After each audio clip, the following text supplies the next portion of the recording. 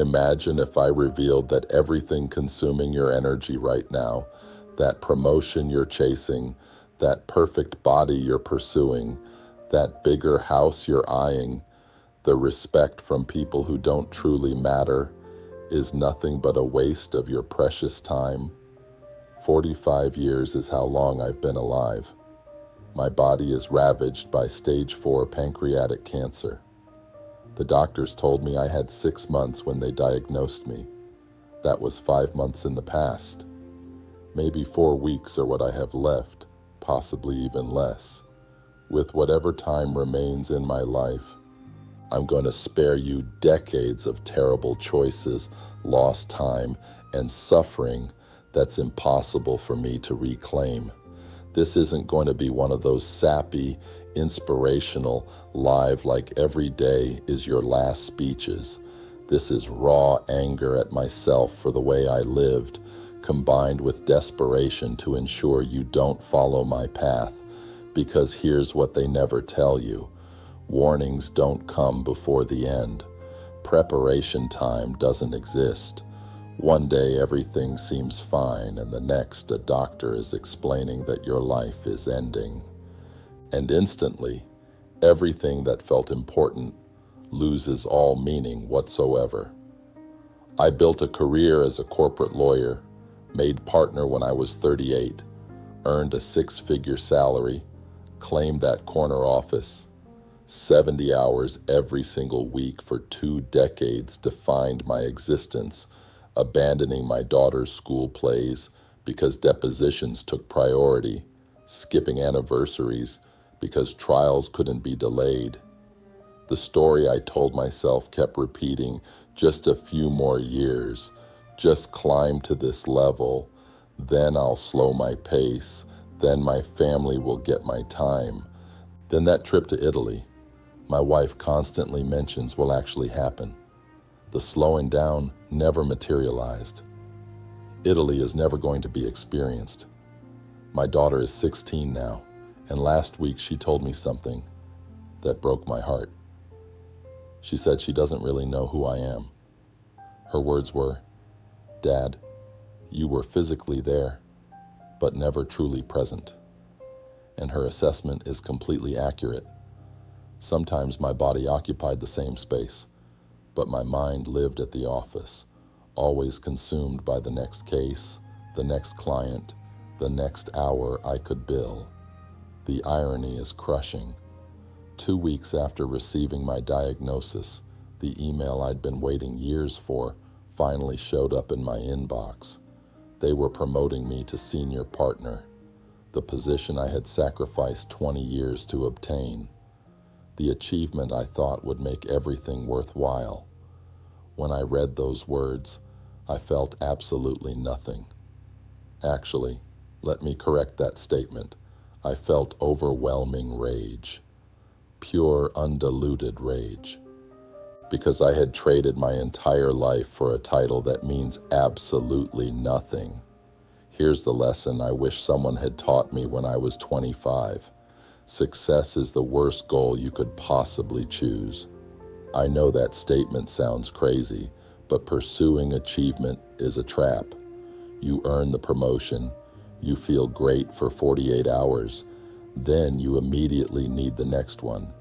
You reach 6 figures in income, then 7 figures becomes your target.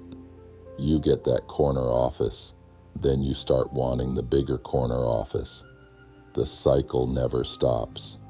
The finish line keeps moving further away, and suddenly you find yourself at 45 and dying, realizing you spent your whole adult life chasing things that have no real value. I had a friend, Vincent. We attended law school together. After just 1 year, he dropped out, said he didn't want his life spent in courtrooms. I thought he was making an idiotic choice. He ended up becoming a high school teacher, earning $50,000 per year. I was making 3 times what he made. I felt so much better than him. Want to hear what Vincent actually did with his life? He coached basketball. He attended every single game his kids ever played. He took his wife on trips every weekend. He spent every Sunday volunteering at a soup kitchen. He consumed books constantly. He picked up guitar when he hit 40. He actually lived. I just worked. I worked endlessly. I accumulated possessions. I racked up achievements. But I never actually lived. Here's the second lesson I desperately needed.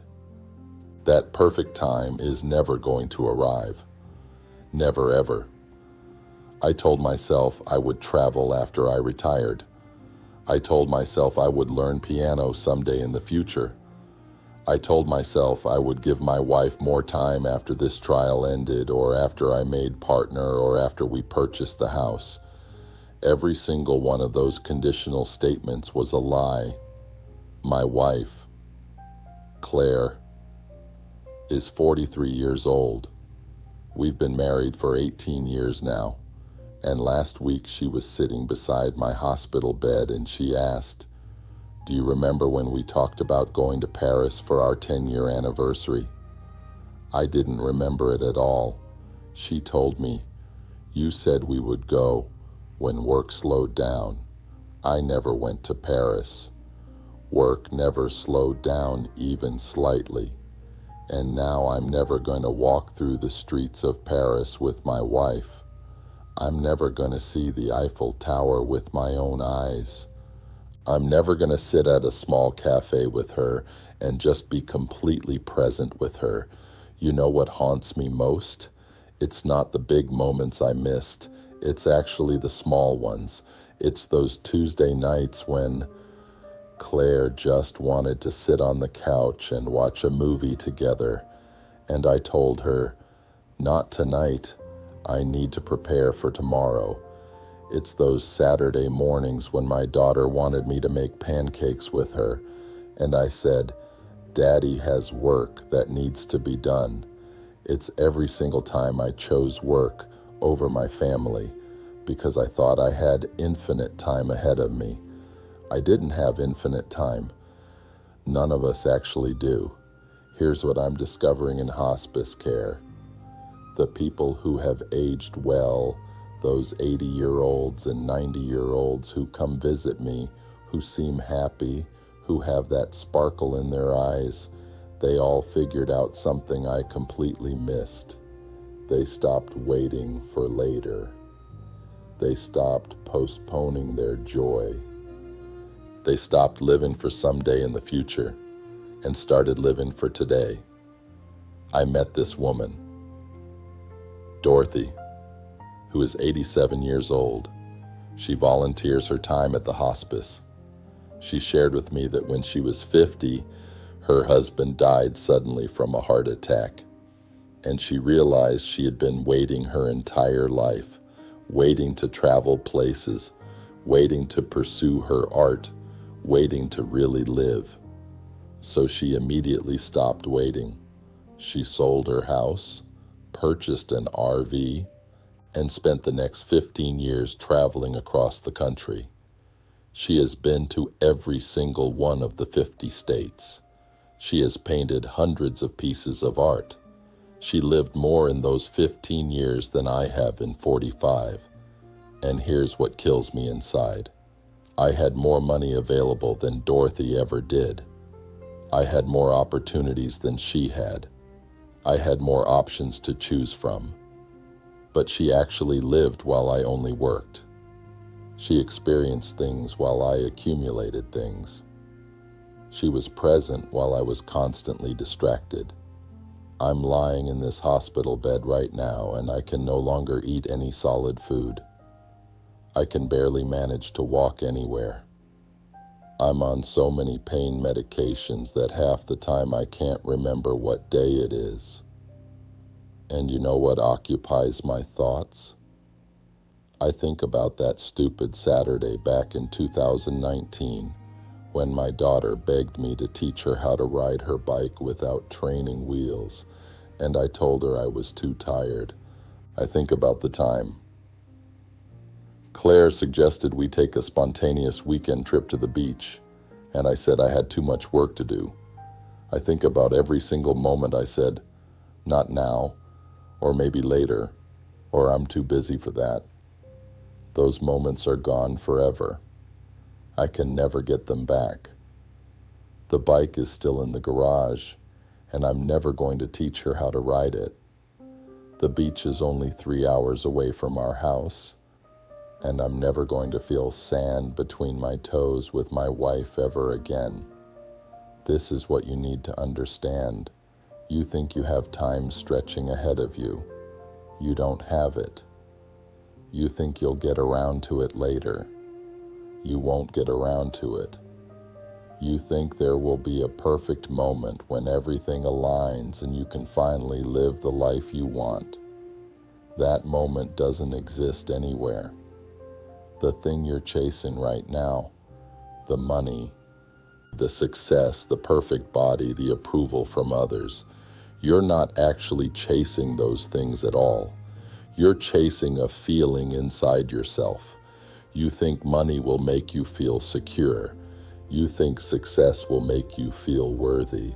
You think approval will make you feel loved. But here's what nobody ever tells you. You can give yourself those feelings right now, in this exact second. I spent 20 years trying to feel worthy through my career achievements, trying to prove I was good enough by making partner, by winning my cases, by earning more and more money. And in the end, absolutely none of it made me feel worthy at all. You know when I finally felt worthy? Last week was when it happened. When my daughter held my hand and told me she loves me. Not because of anything I had achieved, just because I'm her dad. That's all it was. That's the exact feeling I had been chasing for 20 years. And I could have experienced it any Tuesday night if I had just put down my laptop and spent time with her. I have a bucket list that's never going to be completed. Learning Italian won't happen. Visiting Japan is impossible. Reading the classics is off the table. Starting that novel I always talked about writing is canceled. Hiking the Appalachian Trail won't occur. Learning to sail is permanently postponed. None of it is going to happen. The list sits on my bedside table right now, and every time I look at it, it reminds me of everything I postponed, everything I thought I would have time for later on. But here's what you need to understand. The bucket list itself isn't the problem. The problem is that word, someday in the future. The problem is thinking you'll do it after you achieve this other thing first. The problem is not understanding that life is happening right now in this moment, and every day you postpone is a day you're never getting back. My daughter turns 17 in 2 weeks from now. I'm probably not going to be here for her birthday. I'm definitely not going to walk her down the aisle at her wedding. I'm not going to meet my grandchildren ever. All those moments I was working toward in the future, retirement someday, grandkids eventually, finally having time available, they're not coming. They were never guaranteed to happen. I just assumed they were guaranteed. Last night, Claire asked me if you could go back and change one thing about your life, what would it be? And I told her the complete truth. I wouldn't change just one thing. I would change absolutely everything. I would work far less than I did. I would be present much more often. I would say no to clients and yes to my family. I would take all the trips we talked about. I would learn the guitar like I wanted. I would sit on the couch and watch stupid movies with them. I would make the pancakes every Saturday. I would teach her to ride the bike. I would go to Paris with my wife. I would actually live, but I can't go back in time. The only thing I can do now is tell you directly, don't wait anymore. Don't postpone things. Don't sacrifice your life for things that don't actually matter.